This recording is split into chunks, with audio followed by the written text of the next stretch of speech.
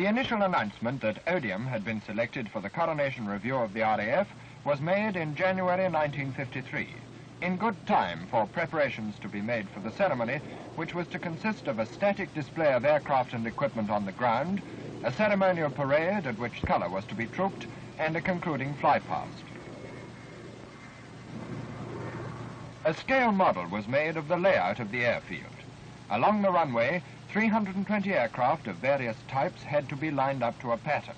In the centre was to be the Royal Dace, and a large group of aircraft was to form a crescent in front of the hangars. Work was started in 1953. Alterations of various kinds were made to provide special facilities on the day. A temporary road was made to ensure a clear drive-in for the Royal cars from the main base. Necessary communications for aircraft crew, as well as for the press, radio and television, meant the installation of extra cables and telegraph wires.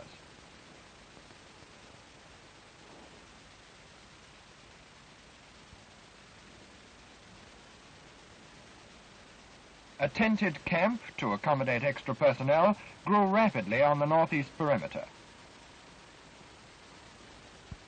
The work was hard and had to run strictly to schedule, but there was some time for relaxation. A converted hangar was fitted out for recreation.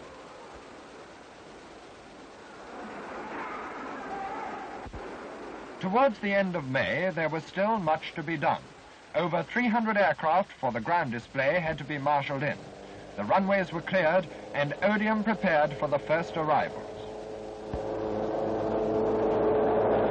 60 de Havilland Chipmunks from training and home commands.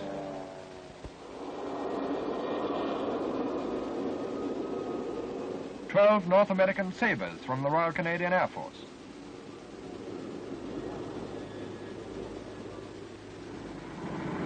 Four Henry Page Hastings from Transport Command.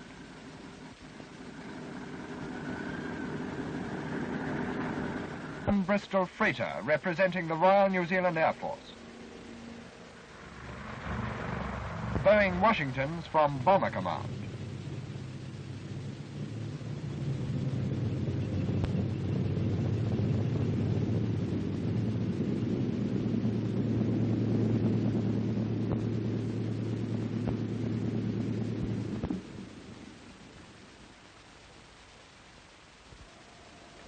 Aircraft marshalling on the runways was carefully planned. As new arrivals landed, they were towed and manhandled into the pattern of the lineup, leaving enough space between some of the enormous wingspans for later arrivals.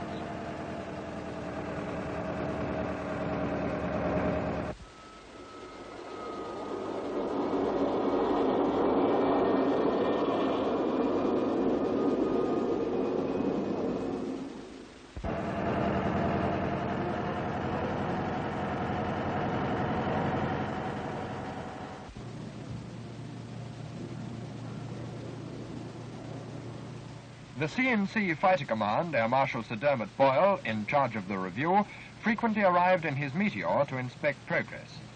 In addition to the other preparations for the parade, the static aircraft had to be kept in working order, and the maintenance crews required for each aircraft increased the number of men for whom accommodation had to be provided.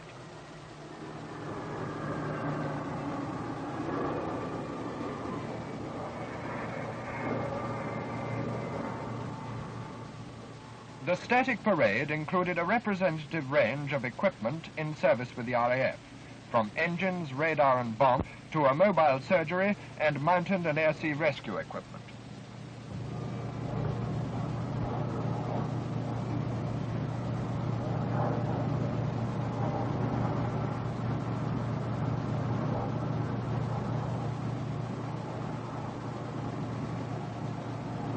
Control of the flypast was vested in the AOC No. 11 group, Air Vice Marshal the Earl of Bandon. This was to be the biggest and most complicated ceremonial flypast ever attempted by the RAF. 640 aircraft travelling from stations throughout the British Isles with speeds ranging from 80 to over 600 miles an hour, had to pass from the feed point at Leavesden down a 30-mile track to the zero line before the Royal Days at Odiham. Arrival times were calculated to the second. The average time of error on the day was 4.5 seconds.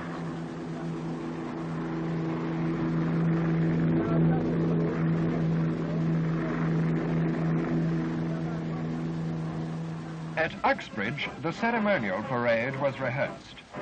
Air Marshal Sir Victor Groom, CNC Technical Training Command, was responsible for the training of men and women from all commands.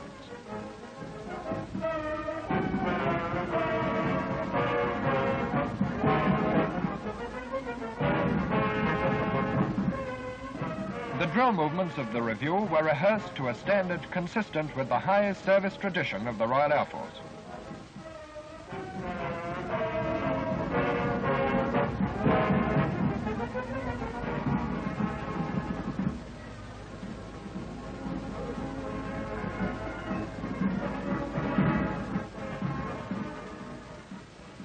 The climax to months of organization was near.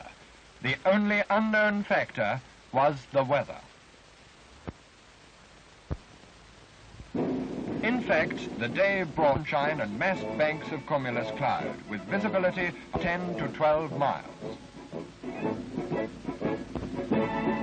Commonwealth and foreign dignitaries were... The father of the Royal Air Force, Lord Trenchard, and Lady Trenchard. Air Chief Marshal Sir William Dixon, Chief of the Air Staff, arrived as the ceremonial parade of 1,156 men and women assembled in review order. Marshal of the RAF, Lord Douglas of Kirtleside and Lady Douglas. Admiral of the Fleet, Sir Roderick MacGregor, First Sea Lord, and Lady MacGregor. The Secretary of State for Air, Lord de Lisle and Dudley, with Lady de Lisle and Dudley, and Mr. George Ward, MP. And the Earl and Countess Alexander.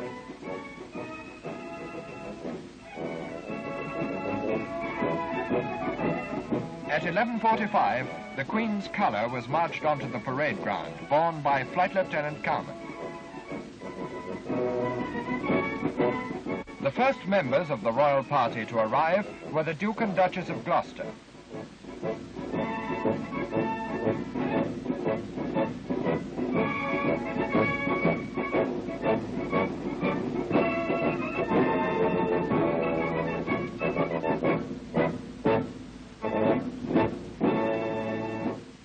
And at 11:55, Her Majesty the Queen reached the airfield, having driven past cheering crowds from Winchfield Station. Arriving at the Royal Dais, the Queen and the Duke of Edinburgh, accompanied by the Duchess of Kent, were received by the Secretary of State and senior Air Force officers.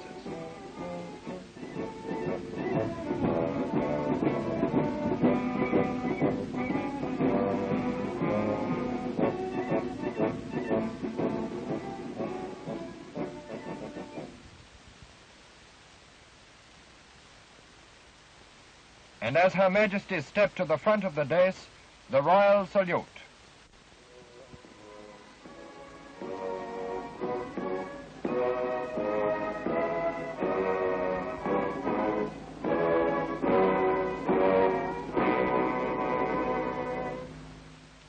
After the royal salute, the Queen was accompanied on a tour of inspection by the officer commanding the ceremonial parade, Group Captain Ford.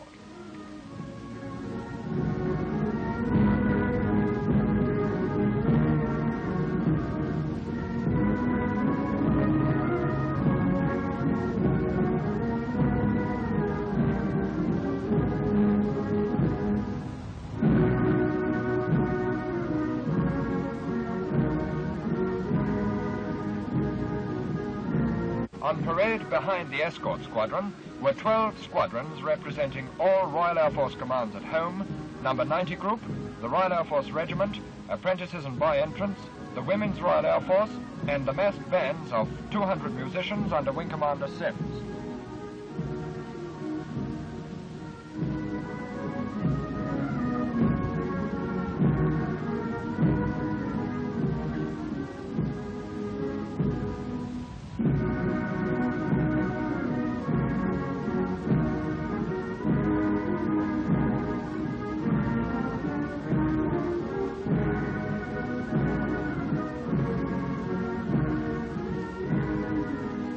At the conclusion of her inspection, the Queen returned to the royal dais for the march past.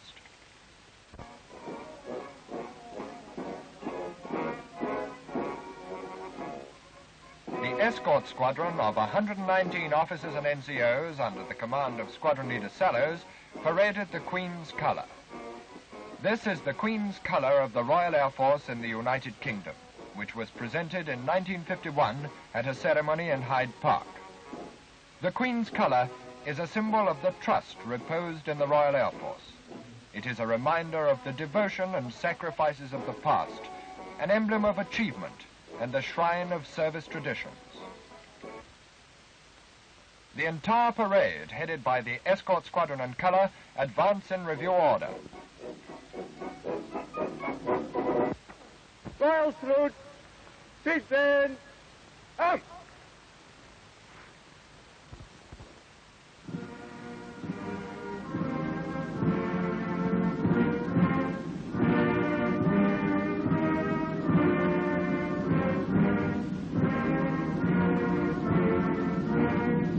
To conclude the ceremonial parade, the squadrons marched past in column. Bomber Command first, followed by Fighter Command, Coastal and Transport Commands, Flying Training and Technical Training, Maintenance and Home Commands, 90 Group, the RAF Regiment, Apprentices and Boy Entrants, and the Women's Royal Air Force, followed by the massed bands.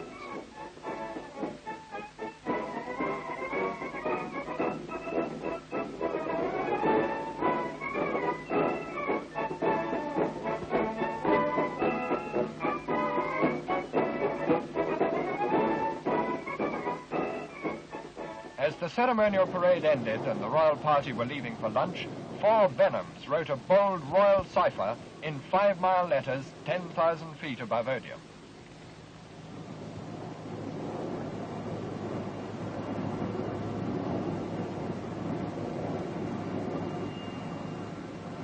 Already at this time, crews taking part in the flypast were attending their final briefing. Watches were synchronized and planes left their bases with the meteorological information: some showers, 6/8 stratocumulus, visibility in the south 10 to 12 miles, moderate turbulence.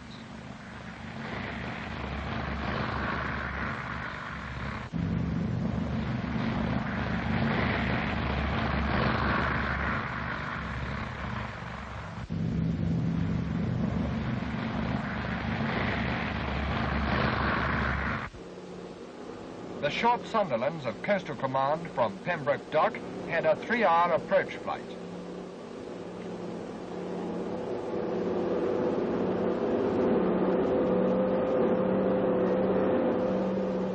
Other planes, like the Neptunes and Shackletons, started early on their journeys from Kinloss in Scotland and Ballykelly in Ireland.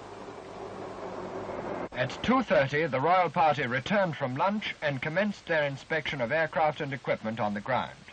The machines assembled included every type in service with the Air Force.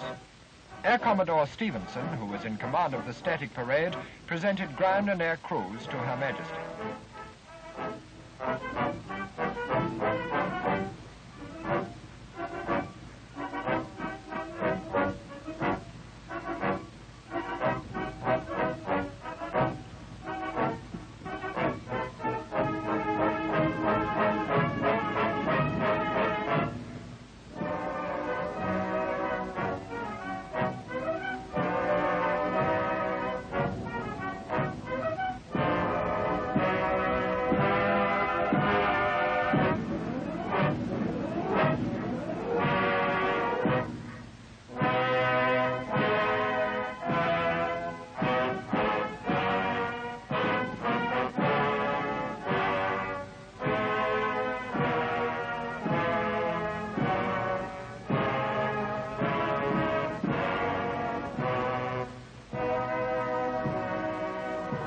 Now the Queen and the Duke of Edinburgh returned to the dais in preparation for the climax to the review, the flypast. This was to include all types of aircraft, from the slowest piston engine trainer to the latest jet bombers and fighters.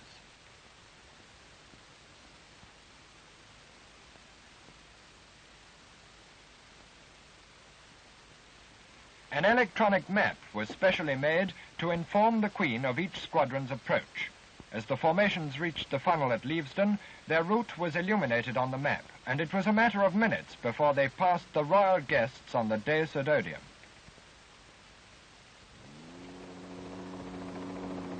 First, and precisely on time, comes the Sycamore, piloted by Flight Lieutenant Kearns, with the Royal Air Force ensign streaming below.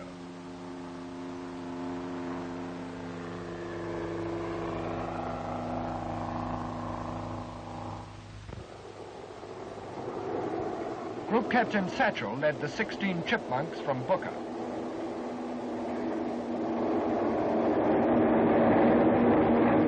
A further 16 from South Cerney, led by Squadron Leader Young.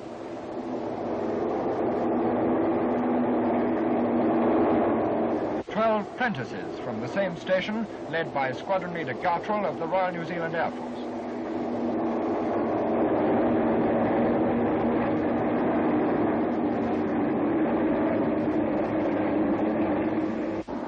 Wing Commander Dodd led the 12 Harvards from Little Rissington.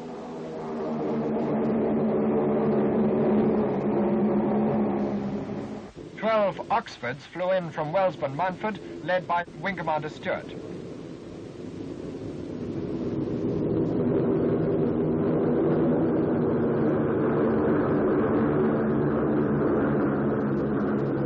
Flight Lieutenant Powell led the 12 ensigns from Shrewsbury.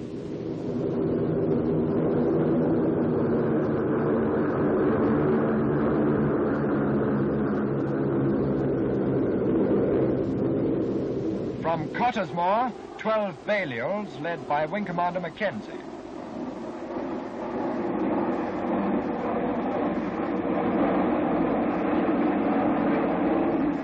Six Varsities from Thorney Island, led by Flight Lieutenant Gavin.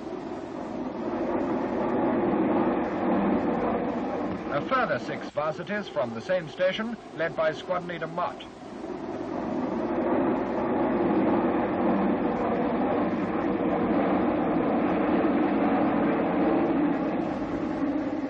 Squadron Leader Taylor leads 6 Valettas from Cologne.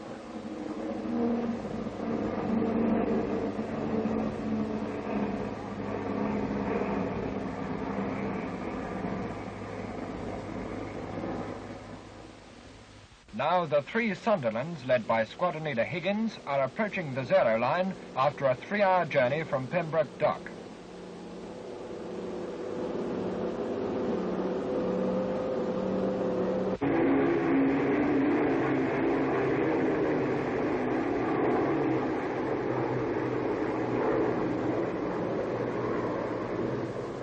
Squadron Leader Landon led 9 Lincolns from Upward.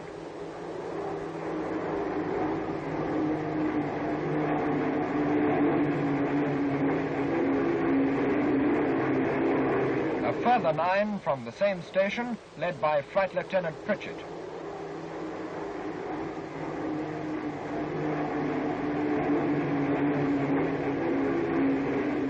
Nine Lincolns from Waddington, led by Squadron Leader Huckler of the Royal Canadian Air Force.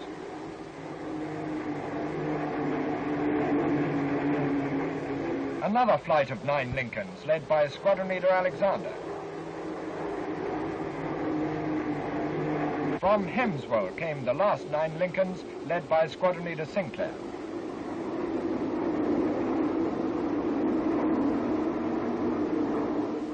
"12 Washingtons from Marham, led by Wing Commander Wheeler.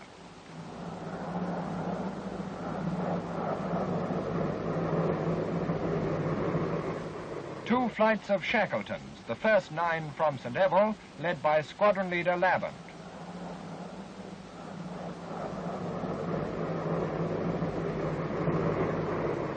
The second flight came from Ballykelly and Aldergrove, led by Wing Commander O'Dwyer.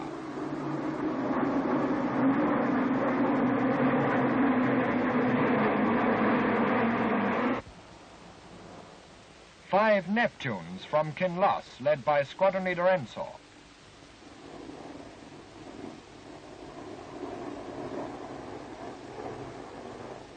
Major Robb of the South African Air Force led the 3 Hastings from Lynham. Wing Commander Allen, with 12 Vampire NF-10s from Coltishall, started the flypast of jets. 12 Vampires of the Royal Australian Air Force from Horsham St Faith, led by Group Captain Eaton.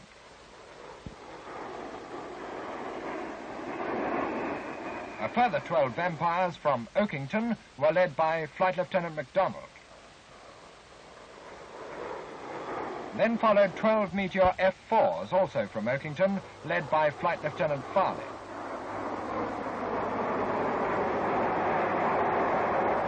"24 Venom FB-1s from Wattisham, led by Wing Commander Shaw. The first flight of Meteor Type F-8s came from Tangmere and were led by Wing Commander Crowley-Milling.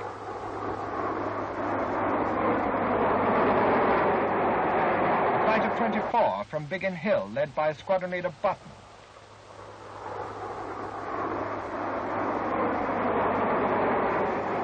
A further flight of 24 from Duxford were led by Wing Commander Wallace.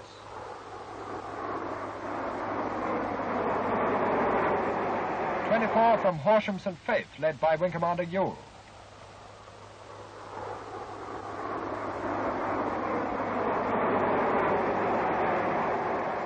"24 from Waterbeach, led by Wing Commander Barthrop. 24 from Honolly, led by Wing Commander Mallins.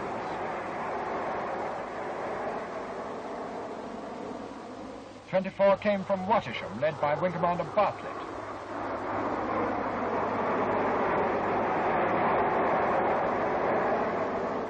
24 from Wymeswold, led by Wing Commander Matthews.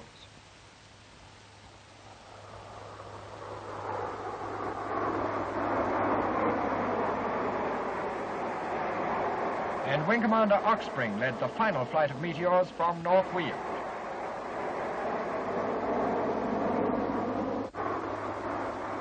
"18 Meteor NF-11s from Westmorning, led by Wing Commander Dottridge. Another 18 from Westmorning, led by Major Allen of the United States Air Force. There were 2 flights, each of 24 Canberras, the first from Bimbrook, led by Group Captain Hyde. The second flight flew in from Hemswell and Scampton, led by Squadron Leader Hill. 24 Sabres from Duxford, led by Wing Commander Labar.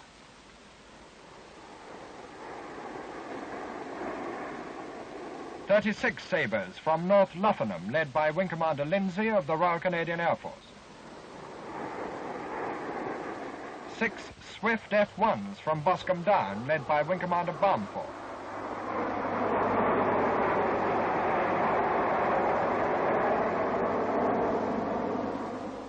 And now for a glimpse at the prototypes. Leading the new V-bombers was the Handley Page Victor, flown by Squadron Leader Hazelden.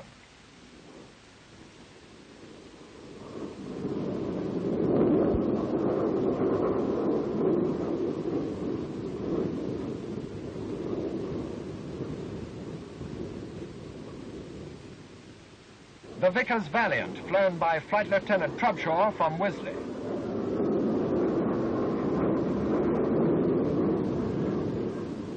Recently fitted with 4 Armstrong Siddeley Sapphires, the Avro Vulcan at 460 miles an hour was flown by Wing Commander Rowley Falk.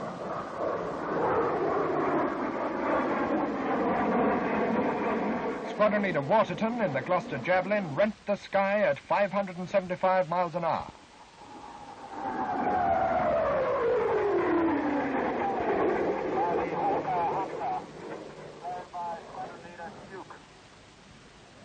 Squadron Leader Neville Duke and the Hawker Hunter at 667 miles an hour.